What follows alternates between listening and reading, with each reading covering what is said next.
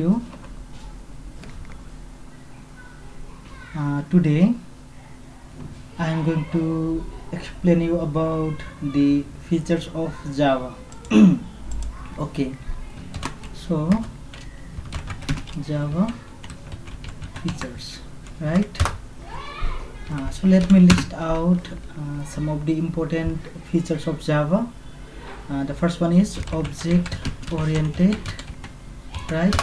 Second one, compilation and interpreted, right? Okay. Third one, distributed, and fourth one, robust. Fifth one, secure. Sixth one, portable. Seven one, multi-threaded. Automatic garbage collection, and platform independent, right? Okay, these are some of the features of Java. Okay, if you want, you can list out multiple other features, but these are very important. Now let's talk first about the object oriented. Okay, everyone knows that Java is object oriented programming language. Okay, so there are certain conditions which we need to fulfill to make a programming language object oriented. The first one, everything in that programming language is object, right? So whatever the program that we are going to develop should be based on the object. Object, we can say, is some real life entity. Okay, and along with that, we have certain object oriented properties like inheritance and the polymorphism and encapsulation, and what we have, abstraction, right? So any programming language which have the following properties, so we are going to call those programming language as object oriented programming language, right? Okay, this is the first point. Now okay, now let's see second point. Okay, compiled and interpreted. Okay, compile means when we compile the Java program, we will get something called bytecode or object code, right? And these are neither the natural language nor the machine understandable language. Okay, so we used to call them as either bytecode or object code, so that we are going to get when we compile a Java program. Now after compilation, everyone knows, I think, to execute any program, whatever the code that we have written should be converted to the form which the machine can read and understand. And which type of language does a machine understand? That means binary code, right?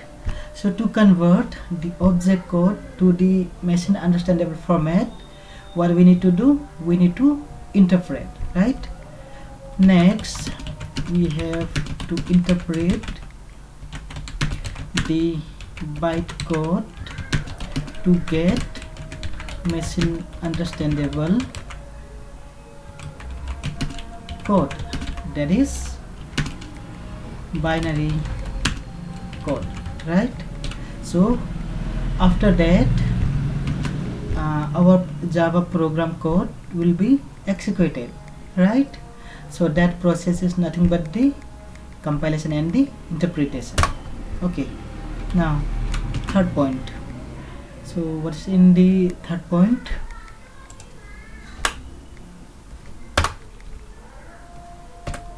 Okay, in the third point we have distributed. Okay, it can have multiple meaning, but distributed means we can distribute the Java code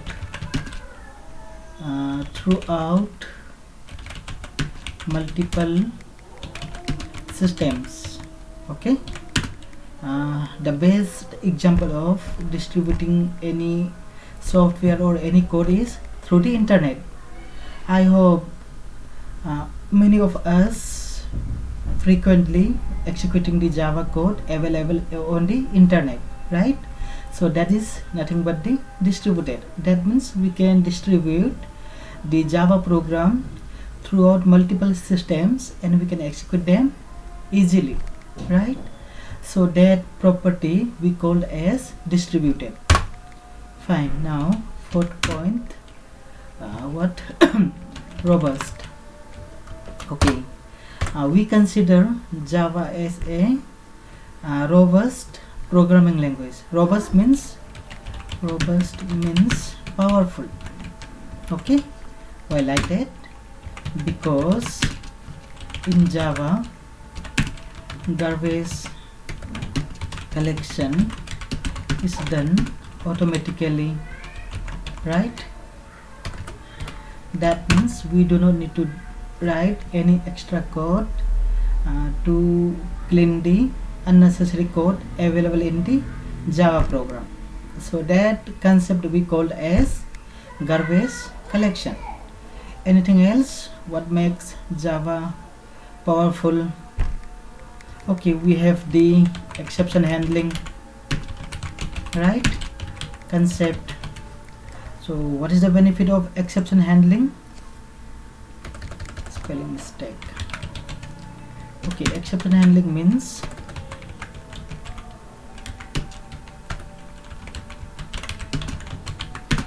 even if there are certain exception in the Java program, then also we can execute the remaining code by using the exception handling concept, right? Okay, fine. Now what is the fifth? Secure. That means Java has enough security. Security why? Because in Java we have access modifier, encapsulation, abstraction, right? So all these properties make a Java program secure. Look, in case of C we don't have multiple number of access modifier, but here we have public, private, static, abstract, and the default. So many multiple number of access modifier which can help to secure the Java program. And also we have the concept of encapsulation and the abstraction. So all these properties make a Java program secure. Now sixth point. Okay, what is in the sixth point? Portable. Okay, for this Java is quite famous. Portable means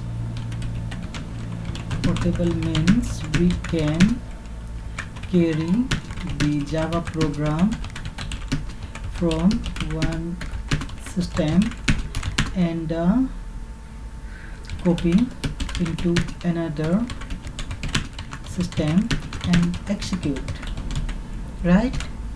Okay, so here there are two very important concepts that we need to know. one is JDK, and the other one is JRE. Okay, so listen here. If in your system the JRE is available, fine, then you can execute the compiled program directly. No need of recompiling, or no need of doing any type of changes. So that concept we called as portability. That means once a Java program is written in one system, after that what you need to do, just compile. After compilation you got the .class file, right? So whatever the .class file that you got, you can carry through any device, and you can copy in any system where there is JRE. If the system is having JRE, then you can execute that particular Java program easily. So because of that, we called a Java program as portable programming language also. Fine. Okay, and JDK means it is used to help us to write the Java program. Okay, Java development kit. It has certain features like the compiler and multiple other libraries, but by the use of JDK we can only develop a program, we can execute. That means we need to have JRE to execute a Java program. Fine. So you can put separate features. This one JDK also you can add here, JRE also you can add here, and even you can add exception handling, also one of the feature of Java, right? That is up to you. Now seventh features. Okay, multi-threaded. Okay, multi-threaded or multi-threading. So what is the meaning of multi-threading? I hope all of you know one program, whatever we have written, needs one process to execute, right? And all those are part of the operating system, like the process, thread, right? And one process may have multiple thread. So multi-threaded means, suppose we have written one Java program, right? Okay, after that, look, we need to take the help of a process or the processor to execute that program. For example, we are developing a Java program of playing some games. So look, when you play any games, what you need to do, you may need to perform multiple activities at the same point of time. So if you don't use the concept of multi-threading, then it may take time. For example, you want to press the brake. Okay, so when you press the brake, it will take certain amount of time again to move to some other activities. So the use of multi-threading is to perform multiple activities at the same point of time. Okay, actually listen here, nowadays due to advance in technology, the speed, everything is quite fast, right? Look, when we execute any Java program, general example, it takes a fraction of second to show the output. Why like that? Actually it is consuming certain amount of time, but the processing speed is too high, so that's why we are not able to see the amount of time that is being taken, right? So in the multi-threading also, what we are going to do, we'll have one big program, and the same program we are going to divide into multiple thread. Okay, thread we can say as some block of code. So the whole program we are going to divide into multiple blocks. So one block means one thread. So for example, we are having 1000 blocks. That means we can divide the same program into 1000 thread. And how many processor we are going to have? We will have only one processor to execute that particular program. So the processor will give chance to all the thread. Okay, so all the thread will have equal chance to get it's part of execution. So that concept we called as multi-threading. Okay, I will make one or two separate video related to the multi-threading, because that is quite large. So what you need to know, in the multi-threading, one single program can be divided into multiple blocks. Each block will be related to one thread, and all the thread will get equal chance to get the processor. So if you press break, then you will get the processor and you will execute that part. If you want to turn left, you will get the processor. That means the same program we have divided into multiple thread, and all those threads will be executed by one single processor. So what can you understand from this? From this we can conclude that all the threads are not executing simultaneously, but because of high speed of processor, we'll feel like all the threads are executing parallelly at the same point of time, right? So that concept we called as multi-threading. Okay, fine. Now the next feature, okay, automatic garbage collection. Okay, garbage collection means cleaning unnecessary code that are left after the execution of a Java program. Okay, so whatever the residue that are left after the execution of a Java program, all those things will be cleaned automatically when we terminate or when we execute or exit the program. Okay, so for that we do not need to write any separate code. It will be taken care by the Java software automatically.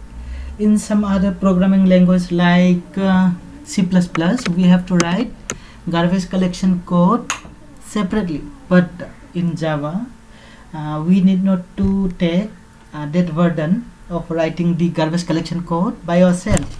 That will be taken care by the Java software. Fine. Okay, now this one is quite important. Platform independent. Okay. In simple language we can say platform means operating system. Okay, example of OS,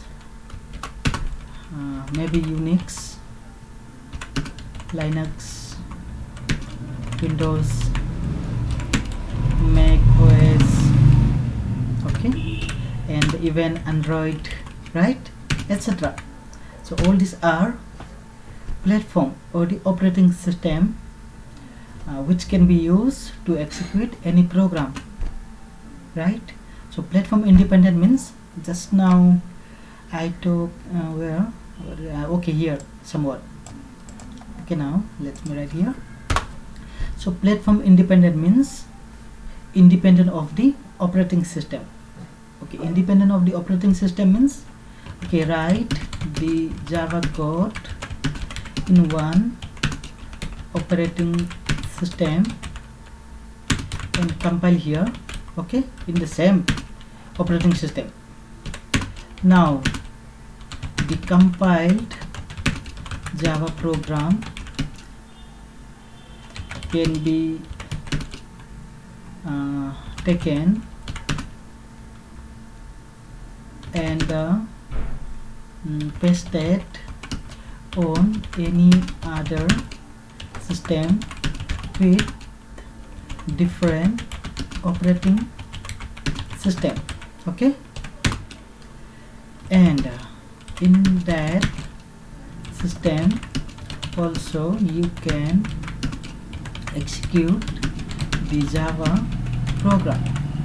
Okay, so that concept we called as platform independent. Okay, but what makes the Java program platform independent. So there is something called JVM, right? JVM makes the Java code platform independent. Okay, how? This is very important. I don't know now, but yeah, previously in many of the interviews they had to ask question related to the platform independent and JVM. Look, all the operating system, okay, has JVM. All the operating system, right? So whatever the Java code that we have compiled, okay, are converted to the object code, and the object code is not understandable to the your hardware. That means the underlying hardware cannot read the object code, but the JVM can understand the object code. So what's the benefit? Now the JVM is acting as the what to say, middleman. Actually I have forgot that particular word, and acting between the underlying hardware and the your what to say, your system, right? So how it is doing is, for example, you get the object code, okay, now here JVM is there and the your underlying hardware, okay. So look, the JVM can understand the language of object code as well as the language of hardware, that means binary code. So what is the benefit? That means whatever the object code that we get from any of the operating system, all those languages can be understood by the JVM. Fine. And the JVM can understand the language of the underlying hardware also, that means binary code. So that means this JVM is acting or is helping to communicate between the object code and the underlying hardware. So during the time of interpretation,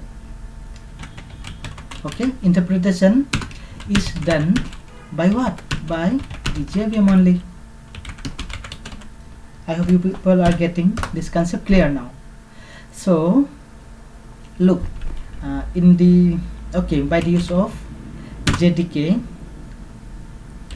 we compiled the Java code and got object code, right? Object code means in the form of dot class file, okay. So this dot class file content can be understandable to the JVM, and now it is quite easy for the JVM to convert this to the language that is understandable to the underlying hardware. So afterwards, with the support of the operating system and the underlying hardware, they are going to execute that particular code and they are going to give us the output. Fine. So please listen to the video once again, so that if you are not able to get any of the concept, after listening to the video once again, you'll understand pakka 100%. Why means I have not written here everything.